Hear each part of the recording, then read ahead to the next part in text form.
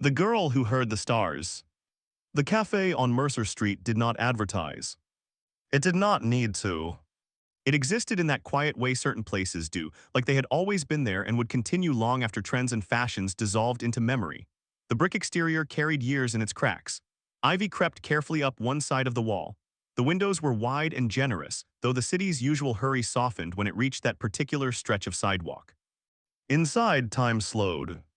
Jazz drifted low from hidden speakers, brushed drums, and warm saxophone curling gently through the air. The espresso machine exhaled in rhythmic sighs. Porcelain cups clicked softly against saucers. Conversations rarely rose above murmur. It was a place people came to think, or to hide, or to feel less alone. Elena came because she already was. She arrived every Tuesday at precisely 3 in the afternoon. The bell above the door would ring a bright silver chime, and then she would step carefully inside, silvertip cane tapping lightly against the tiled floor. Her pace was unhurried but assured. She counted her steps. 8 to the counter, 4 to the left, 12 forward to the corner table near the window. She had never seen the window, but she knew it was there. She felt the faint temperature shift from sunlight passing through glass. She smelled rain more clearly when storms came. She heard the way traffic outside softened against that wall. Her world was not dark. It was textured. The scrape of chair legs told her how crowded the room was. The rhythm of breathing nearby told her who was nervous, who was tired, who was trying not to cry. The faint tremor in a voice revealed more than sight ever could. She ordered the same thing every week. Vanilla latte, she would say, her voice warm and light. Extra foam. The barista Nora always smiled when she heard her. You got it, Lena. Elena liked the sound of smiles. They were audible if you listened properly. She would sit at her corner table, run her fingers along the wood grain, following its ridges and shallow grooves, and tilt her face slightly as though basking in sunlight she couldn't see. She imagined colors sometimes. Not accurately, just feelings. She thought jazz was probably blue, coffee smelled brown, laughter felt yellow. Loneliness felt gray. She was 22 years old and she had been blind since she was 6. An illness, sudden and merciless, had taken her sight and left everything else intact. Doctors had spoken gently, her parents had spoken bravely, and she had learned slowly how to build a world out of sound and touch instead of light. It was not easy, but it was hers. That Tuesday began like any other. The bell chimed. 2 people entered, she knew because the air shifted in pairs, footsteps slightly overlapping, a couple judging by the proximity of their breathing. They sat near the center. The espresso machine hissed. Milk steamed. Rain tapped lightly against the window. And then, the bell rang again. Clear, bright, but something followed it. Silence. Not the comfortable hush of reading or quiet conversation. This was thinner, sharper, like a held breath. Conversations dipped, not entirely, but enough for her to notice. The air felt different. She tilted her head slightly. Footsteps entered the cafe. Measured. Perfectly balanced. Not heavy, not light, each step placed with deliberate precision. The floor did not creak under him, the tiles did not protest. He paused just inside the doorway.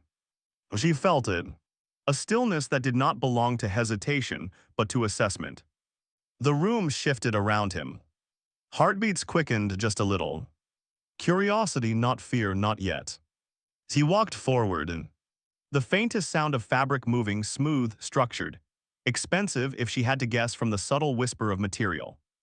He stopped near the counter. Nora's voice lifted slightly. Hi there, what can I get for you? A pause. When he spoke, the air seemed to tighten. I will have what she is having. His voice was smooth. Too smooth. Not rehearsed, no, it carried natural cadence, but there was something beneath it, a careful construction, as though language were something he understood intimately but did not originate from. Nora laughed softly, vanilla latte extra foam. Oh yes. His tone adjusted minutely, mimicry. Elena's fingers stilled on the table. The espresso machine hissed again. She listened as he accepted the cup. The ceramic made a faint, strained sound when his fingers wrapped around it. Too tight. He did not realize his own strength. Footsteps approached. Closer, closer. He stopped beside her table. A chair slid back across the floor. He sat. The distance between them was small, barely an arm's length. He did not fidget, did not shift, did not tap fingers or clear his throat.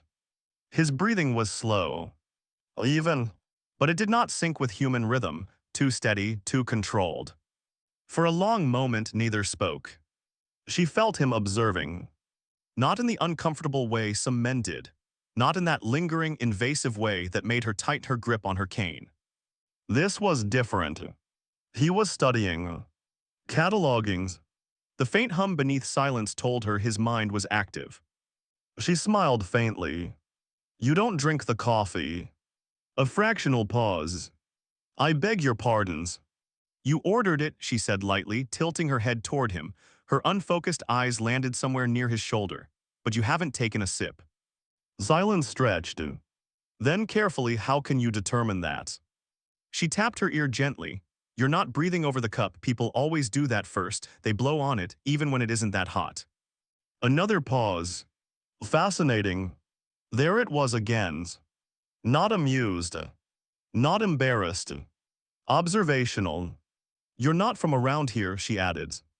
No, he said, I am not. She grinned, a tourist. In a manner of speaking. You picked a quiet place.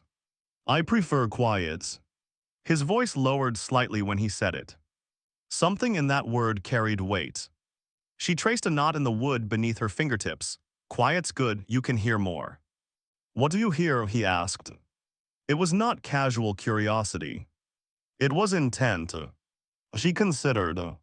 The couple in the middle is on their second date. She keeps tucking her hair behind her ear when she laughs. He's nervous, taps his thumb against his cup every time she smiles. A subtle shift in his breathing. He was looking. Verifying. You are correct, he murmured. She shrugged, it's not magic. People are loud, just not with words. And me, he asked. She tilted her head again, listening deeper. His heartbeat. It was there, but faintly different. Slower, stronger, too regular. You're careful, she said at last, like you're used to being watched. Silence. You're not, she added softly, at least not here. If she could see him, she would have noticed the micro-adjustment in his posture. Across the galaxy, far beyond the fragile edge of human detection, armadas moved at his command. Entire civilizations structured their calendars around his decrees. His image was carved into monuments the size of continents. He was always watched, always anticipated, always obeyed. And yet, here in a quiet cafe on an insignificant planet orbiting an average star, a blind girl had just told him he was not being observed. For the first time in centuries, he was anonymous. He lifted the cup, attempted to imitate what he had observed. He blew across the surface. Too forcefully. Foam rippled violently. She laughed. Bright, unfiltered. It hit him like a gravitational shift. Gentler, she said between giggles, it's coffee, not a hurricane. He adjusted. This time softer. He took a sip. His expression did not change, but internally sensors along his neural lattice mapped the chemical structure, temperature, texture. Sweet, layered, unexpectedly pleasant. I understand its appeal, he said. That's the most dramatic way anyone's ever described liking coffee. I do not exaggerate. She smiled again. He studied that expression carefully. Humans smiled for many reasons: politeness, deception, discomfort. Hers contained none of those markers. It was genuine. Why? He had offered nothing. No status. No display of dominance. No promise of advantage. Merely conversation. Do you come here often? He asked. Every Tuesday. Why Tuesday? Less crowded. I like hearing the rain if it comes. She turned her face slightly toward the window. It sounds different against glass than concrete. He listened. She was correct. He had never noticed before. I did not know humans could differentiate that so distinctly, he admitted. She grinned. Most don't, they just don't have to. A pause. You lost your sight recently, he asked carefully. She shook her head. 16 years ago. You adjusted. I didn't have much choice. Her tone was light, but the undercurrent was steel. He recognized resilience. Empires were built on it. But hers was different. It was quiet, unannounced. You are not resentful, he asked. She traced the rim of her cup. Of what? Your limitation. She considered that for a long moment. I miss colors, she admitted. I don't remember them very well anymore, but resentment's heavy, hard to carry around all the time. Heavy. He understood weight. He carried the lives of trillions in the calculus of his decisions. Worlds burned because he permitted it. Worlds thrived because he decreed it. He had not thought of that burden as weight. Until now. You sound tired, she said suddenly. He stilled. I am not. You are. She tilted her head again, listening not to his words, but to the space between them.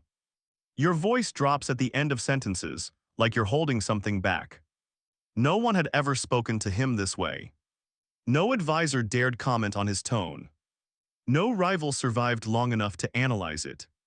He could have ended this conversation with a single command transmitted silently to orbit. Instead, he found himself answering, I am responsible for many things. That sounds lonely, she said. Lonely? The word struck deeper than any accusation.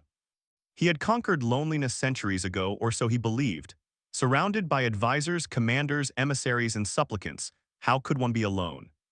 And yet, no one spoke to him without agenda. No one touched him without permission. No one laughed freely in his presence. Except, sorry. She reached across the small space between their tables, hand hovering uncertainly. May I? He froze. No being touched him without ritual clearance. Without sanction. Without calculated consequence. Yes, he heard himself say. Her fingers brushed the back of his hand. Warm. Soft. Humans. She did not recoil at the subtle difference in texture beneath his skin, the faint vibration of contained energy. She simply rested her hand there. You don't have to tell me what it is, she said gently, just don't carry it alone all the time. Across the void, a fleet commander transmitted urgent updates to his flagship, political unrest in the Viraxal Quadrant, border skirmishes escalating, a rival house gathering strength. The Emperor did not respond. Instead, he sat in a small cafe on Mercer Street and allowed a blind girl to hold his hand. For the first time in over 300 years. He did not feel the throne. Only warmth. Only the quiet hum of jazz. Only the rain against glass. You're smiling, she said suddenly. He blinked. I am. Yes, she smiled back, though she could not see it. It changes your breathing. He processed that. I was unawares. It's nice, she added. Nice. No one had ever described him as nice. Powerful, terrifying, inevitable. Never that. The bell above the door chimed again as someone left. Time had passed unnoticed. I should go, he said finally. A strange sensation tightened in his chest cavity. Regret. Will you come back next Tuesday, she asked. The question was simple. Hopeful, not demanding. Across space, advisors awaited his strategic brilliance. Fleets awaited orders. Planets awaited judgments. Yes, he said, and for the first time in centuries. It was not a promise made to a galaxy. It was a promise made to one human girl in a quiet cafe who could not see the stars, but somehow heard them in him anyway. The Emperor without a throne. He returned the following Tuesday. Not because he had to. Not because it served strategy. Not because any counselor advised it. He returned because, for 7 Earth days, the silence of space had felt heavier than usual. Orbiting beyond the moon's gravitational reach, the Imperial flagship drifted cloaked in folded light. To human instruments it was nothing, an absence in data, a glitch too small to question. To the galaxy it was a throne. Vast corridors of living alloy pulsed with contained energy. Walls shimmered faintly with embedded constellations mapping systems under Imperial dominion. Officers moved with disciplined precision, their forms varying across species, scaled, winged, luminous, mechanical, but united in one truth. They served him. At the core of the vessel lay the astral chamber. The Emperor's seat, a structure grown from star-forged matter and encoded with ancient authority. When he sat upon it, neural lattices interfaced with fleets across sectors. He could feel trade routes shifting, feel border tensions tighten, feel rebellions spark before they ignited. For 3 centuries, he had not been separate from it. Until last Tuesday. Now he stood before it and did not sit. Your radiances. The voice came from behind him. High Chancellor Varos inclined his elongated head, crystalline skin catching ambient light in fractured patterns. His species communicated emotion through harmonic undertones. Concern vibrated faintly beneath his formal cadence.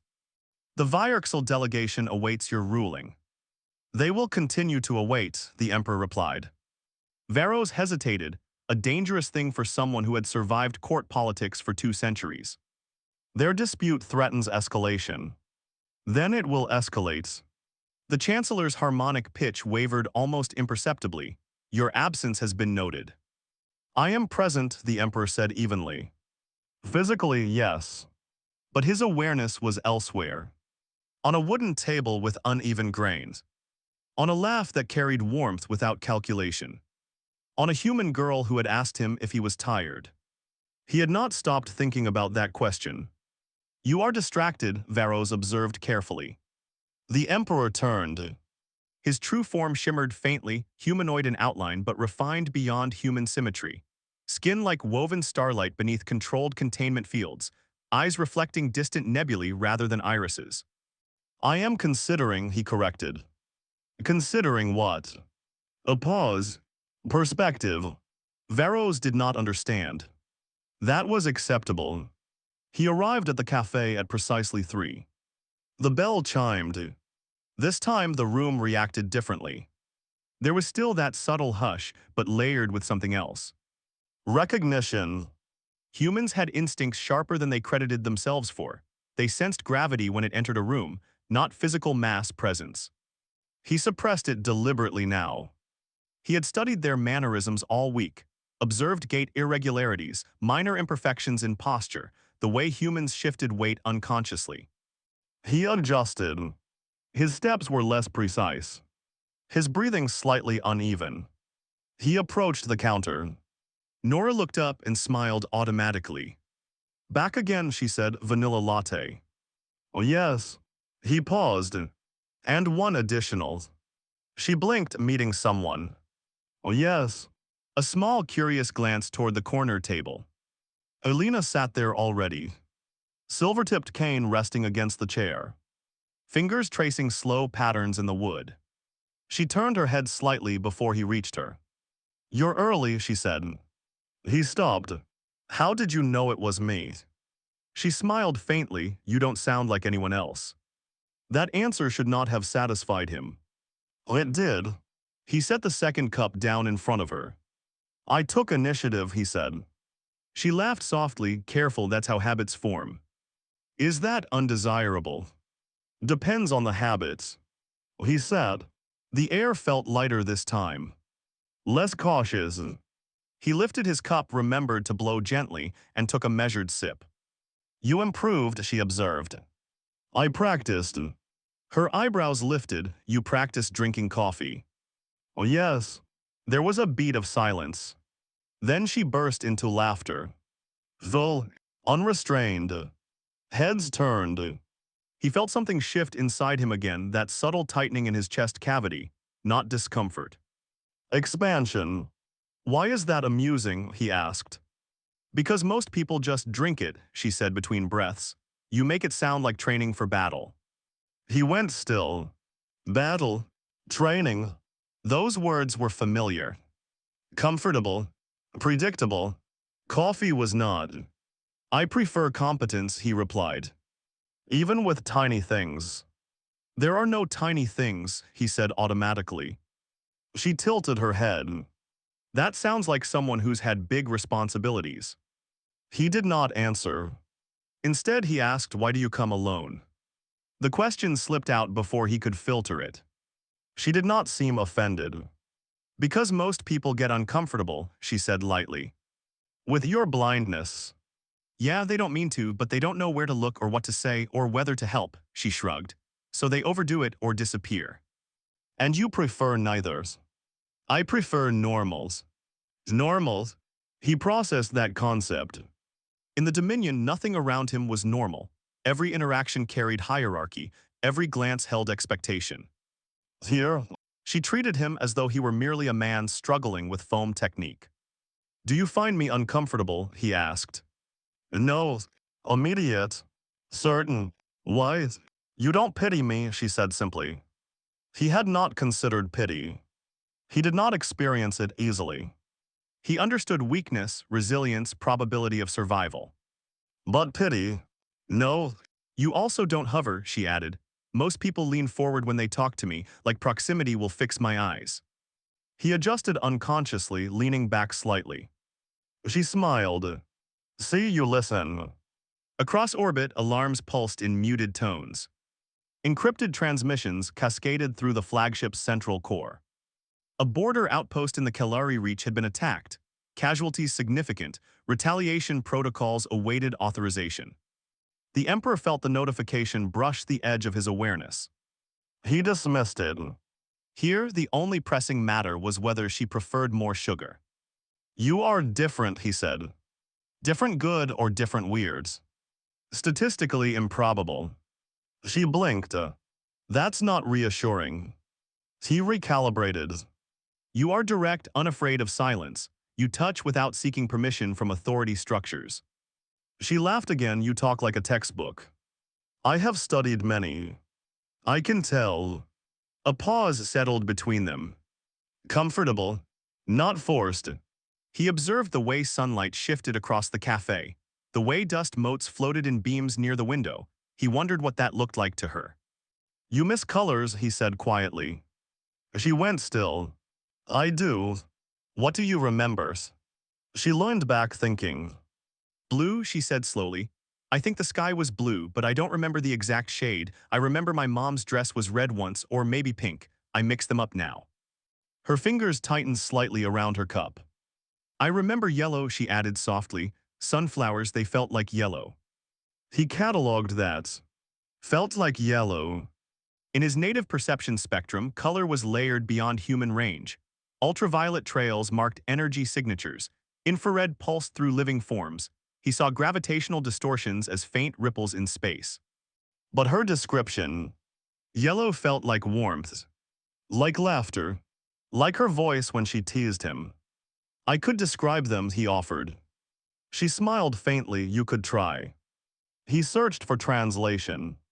Blue is depth, he began. It is the sensation of falling without impact. It is vastness without edge. She inhaled slowly. Red, he continued, is intensity. It is proximity to heat. It demands attention. And yellow, she whispered. He looked at her, at the way her face tilted toward him without sight but with complete focus. Yellow is presence, he said finally. It is warmth that does not burn. Silence wrapped around them. Her throat moved as she swallowed. That's beautiful, she murmured. No one had ever described his speech as beautiful. Strategic. Persuasive. Terrifying. Never that. You speak of colors as though you have seen many, she said softly. I have seen stars die, he answered before he could stop himself. The words lingered in the air. Too heavy. Too revealing. She did not recoil. What's that like, she asked gently. He should not answer. He had sworn never to burden lesser species with the realities of cosmic governance. And yet, it is loud, he said quietly, not in sound, in consequence. When a star collapses, systems dependent on it lose orbit, planets freeze, civilizations fade. Her fingers brushed his again. You carry that, she said. It was not a question. Oh, yes. Her touch tightened slightly. You don't have to tell me details, she whispered, just don't let it swallow you. He did not understand how a being so physically fragile could speak with such certainty. Across light years, admirals debated whether the Emperor's silence indicated a larger strategy. Some believed he was preparing a decisive strike. Others feared illness. None suspected he was sitting in a cafe learning how to interpret yellow. Why do you trust me? He asked suddenly. She tilted her head. Shouldn't I? You know nothing of me. She smiled faintly. I know your pauses, I know when you're choosing words carefully, I know when you're pretending something doesn't bother you. She squeezed his hand lightly. And I know you came back. The simplicity of that logic unsettled him more than complex diplomacy ever had. You assume consistency, he said. I assume intention. Another silence. Not empty. Though, you're used to being obeyed, she added quietly. His gaze sharpened. Why would you think that? You don't ask for things, she said. You state them even when you're trying not to. He analyzed his speech patterns rapidly. She was correct. In my experience, he said slowly, efficiency prevents chaos. And in mine, she replied gently, connection prevents loneliness. The words struck deep. He had prevented chaos for centuries. Had he prevented loneliness? No, he had enforced order. There was a difference. The cafe door chimed again. Wind brushed briefly through the room. Outside, clouds gathered thicker now, storm approaching. I like storms, she said suddenly. Why? They're honest, they don't pretend to be gentle, they just are. He thought of solar flares ripping across stellar surfaces, of black holes consuming light without apology. Yes, he murmured, they are. Thunder rumbled faintly in the distance. She smiled. You'll stay until it rains, right? He hesitated. On the flagship, the Kalari Reach conflict had escalated. Without directive, regional commanders were improvising, casualties increasing. His absence was becoming a variable. Yes, he said anyway. Rain began moments later. It struck the window in delicate patterns at first, soft taps, irregular and exploratory. She tilted her face toward the sound, smiling like someone hearing music. He watched her, truly watched, the way her expression shifted with each thunder roll, the way her fingers drummed lightly against the table in rhythm with rainfall. You hear layers, he said. Oh yes. Describe them. She closed her eyes, though it made no difference, and listened. The small drops hit higher on the glass, she said softly. The heavier ones slide down slower. Cars outside make the puddles splash differently than footsteps. He tuned his perception carefully. She was right. There were layers. He had simply never needed to notice. Most people don't sit still long enough to hear it, she added. He had never sat still without purpose. Until now. The storm deepened. Lightning flashed bright against darkening sky. Humans flinched reflexively. She did not. Instead, she leaned slightly closer to him. Tell me something, she said quietly. What? Something you've never told anyone. He went utterly still. Across the galaxy, secrets were currency. Information was leverage, vulnerability was fatal. He should refuse. Instead, I am tired, he said. The admission felt seismic. She did not gasp, did not press. She simply nodded. Of what? Expectation, he replied, of being necessary. She inhaled slowly. That sounds heavy. It is. Then rest, she said gently. He almost laughed. Rest. An emperor did not rest. An emperor endured. And yet, here with rain against glass and jazz humming low, rest seemed possible. How, he asked quietly. She reached for his hand again. Start with coffee, she said softly, and Tuesdays. Outside, thunder rolled across the city. In orbit, warships waited for orders that did not come.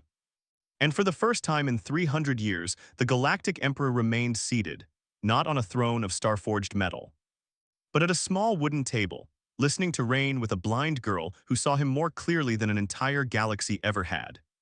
When the sky bowed, the first sign was not visual. It was absence. Satellites blinked offline in clusters. Signals distorted.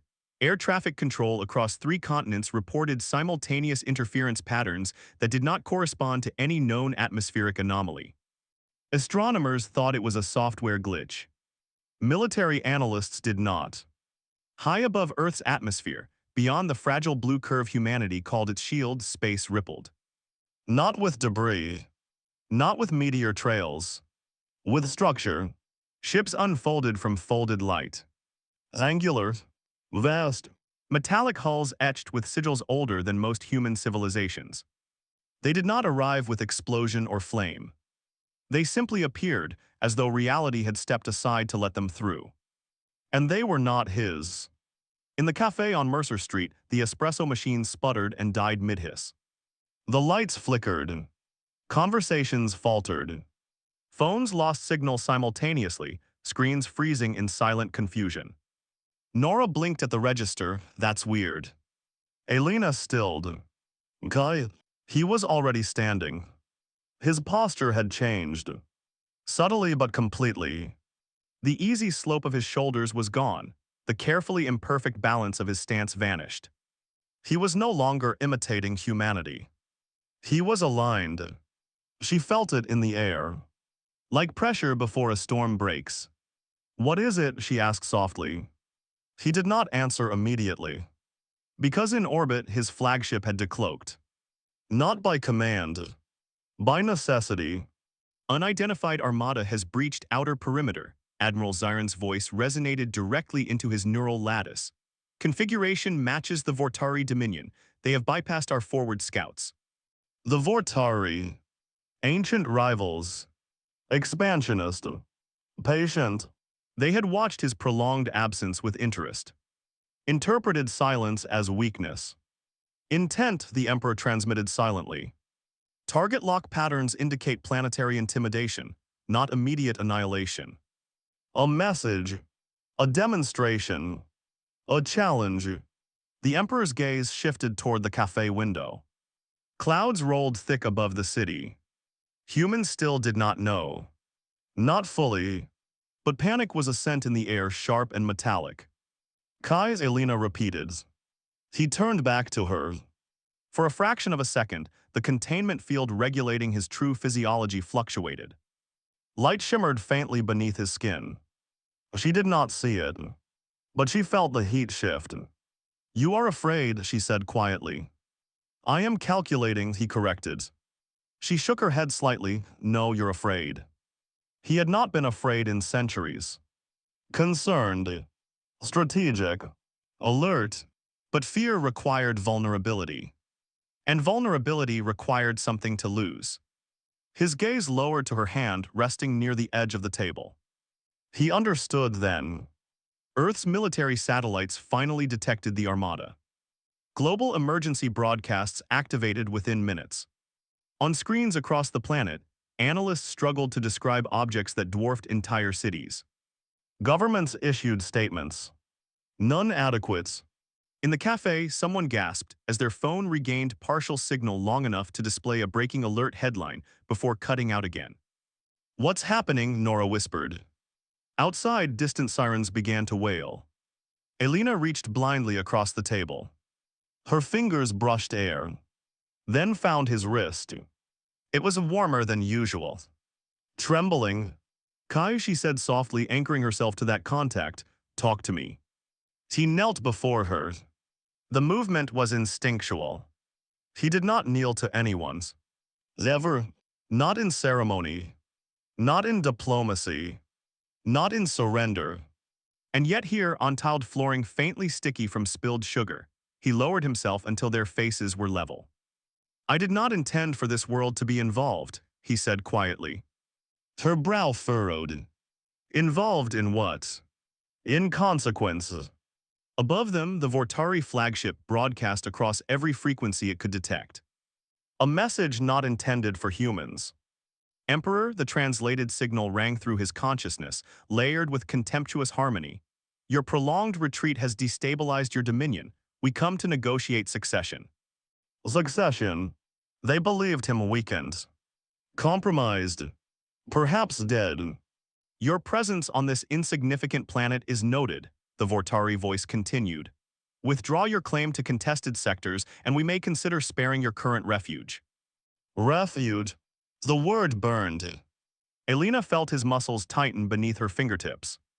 They're here because of you, she said softly. Oh yes.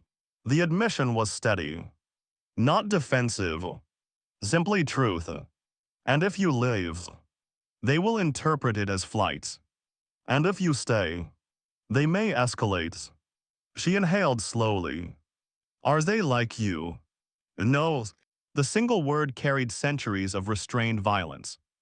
They conquer for dominance, he continued. I conquer for order. That's still conquering, she whispered. He did not argue. Because she was correct. Thunder cracked overhead, not from storm. From orbital positioning thrusters adjusting. Humans inside the cafe moved toward windows, confusion blooming into fear. Elena could not see their faces. But she heard it. Rapid breathings. Shuffling feet. Someone began to cry. She squeezed his wrist.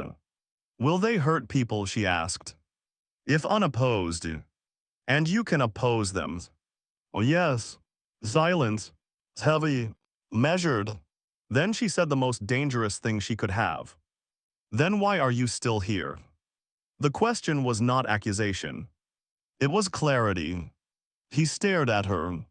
At the blind girl who could not see the sky splitting above her planet, yet understood the choice before him more cleanly than any war council ever had.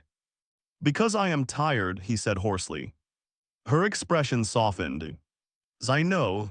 I have held empires together through fear, he continued quietly, through inevitability, through demonstrating that resistance is futile.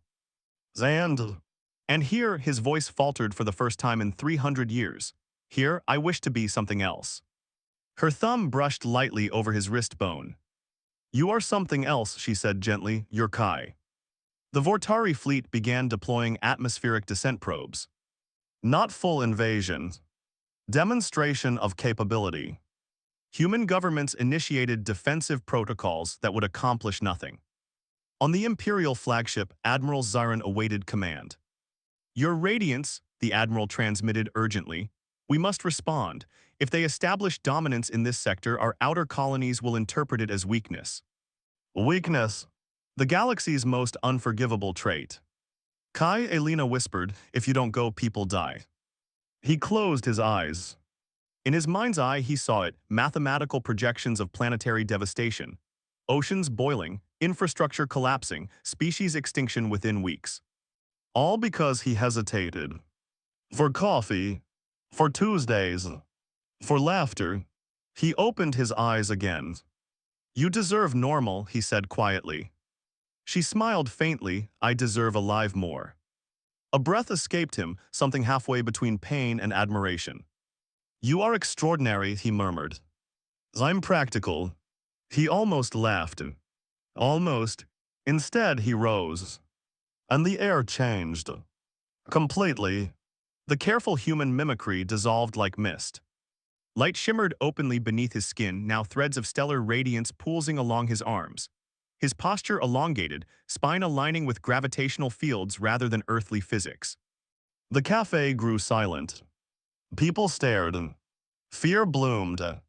Elena did not see it, but she felt the temperature spike. Kai, she whispered. He stepped closer and took her hand fully this time. I must leave, he said softly. For good, her voice wavered just slightly. The question pierced deeper than any plasma weapon. I do not know. Honesty. Pure. Unshielded. She nodded slowly. Then go, she said, not as emperor, as someone who cares. His throat tightened. Across orbit, the Vortari flagship began charging primary weapons, not aimed to fire. A warnings. A test. The Emperor's eyes lifted toward the ceiling, as though he could see through brick and cloud and atmosphere to the armada beyond. Admiral, he transmitted. Relief flooded the flagship command deck. Yes, your radiance. Bring the fleet. From folded space beyond lunar shadow, beyond human telescopic reach, reality fractured again. Imperial warships emerged. Thousands. Vast. Elegant. Unlike the jagged menace of Vortari design, these vessels curved with contained power, hulls etched in living script, engines glowing with restrained suns. They did not fire. They aligned. Between Earth and the invaders. The sky, though still clouded, seemed to vibrate. Humans' worldwide watch screens flicker back to life as two armadas faced one another in orbit. In the cafe, glass rattled faintly. Elena gripped his hand tighter. "What did you do?" she asked. "I reminded them," he said quietly, "who I am." The Imperial fleet rotated in perfect synchronization. Not into attack formation. Into ceremonial descent. Hull plates angled downward. Bows dipped. A gesture recognized across thousands of species. Submission. Not to the Vortari. To him. Across every intercepted frequency, one unified transmission resonated. For the safety of the Emperor. The Vortari flagship hesitated. Its harmonic signature flickered with uncertainty. "You risk interstellar war over a primitive planet," their commander demanded. "Yes," he replied without hesitation. Silence rippled through both fleets. The Emperor's voice carried, not through speakers, but through encoded gravitic resonance that shook hulls and hearts alike. "This world is under my protection." "Since when does the celestial throne concern itself with undeveloped species?" the Vortari demanded. He thought of Tuesdays. Of rain against glass. Of a blind girl describing thunder as honesty. "Since now," he answered. The Vortari fleet recalculated. Imperial vessels outnumbered them 3-1. Outgunned them 2-1. And more dangerously motivated. After a tense pause that stretched across continents, the Vortari flagship powered down its primary weapons. "You weaken yourself with sentiment," their commander transmitted coldly. "Perhaps," the Emperor replied. "But you retreat." One by one, the Vortari ships folded back into fractured space. Gone. Human astronomers would debate for decades what they had witnessed. Governments would scramble to invent explanations. But Earth remained intact. In the cafe, the lights flickered back on. Phones buzzed with returning signal. People stared at Kai. At the faint starlight still pulsing beneath his skin. Elena felt the shift. "They're gone," she said softly. "Oh yes. You stopped them." "Oh yes." She released a slow breath. "Good." He looked at her, truly looked. At the fragile human who had told a galactic emperor to choose compassion over pride. "I must go to them," he said quietly, "to ensure stability." Her fingers slipped from his as he stepped back. The distance felt immeasurable. "Will you come back?" she asked. The same question as the first Tuesday. But heavier now. He considered the throne waiting in orbit. The councils that would question his priorities. The rivals who would test his resolve again. Then he thought of coffee. Of yellow. Of someone who had touched him without fear. "Yes," he said. "Not as ruler. As promise." He turned. Light enveloped him, not violent, not blinding, controlled ascension. The cafe doors burst open as displaced air rushed inward. And he was gone. Orbit. The astral chamber welcomed him like an old, cold friend. He seated himself upon the throne of 1,000 systems. Neural interfaces flared to life. Fleets synchronized. Colonies stabilized. Admirals knelt through holographic projection. "Your Radiance," Chancellor Varos intoned carefully, "the Vortari have withdrawn." "I am aware." A pause. "Your defense of Earth has altered political calculations across multiple sectors." "I am aware." Varos hesitated.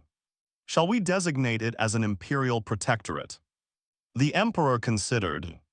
Earth, fragile, chaotic, unprepared, did not yet need the weight of galactic awareness. "Not yet," he said, "observation only." "And your presence planetside." A longer pause.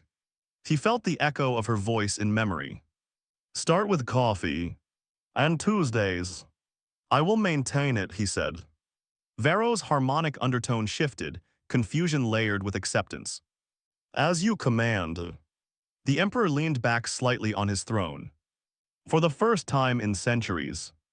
It felt less like a cage. The following Tuesday, at precisely 3 in the afternoon. The bell above the cafe door chimed. Elena smiled before he reached the table. "You're late," she teased gently. "I was detained." She tilted her head. "You sound different." "How so?" "Lighter." he said, lifted the cup Nora placed before him, blew gently across the foam, perfect pressure this time. I practiced, he said. She left. Outside, Earth spun peacefully beneath a sky that had once bowed to protect it.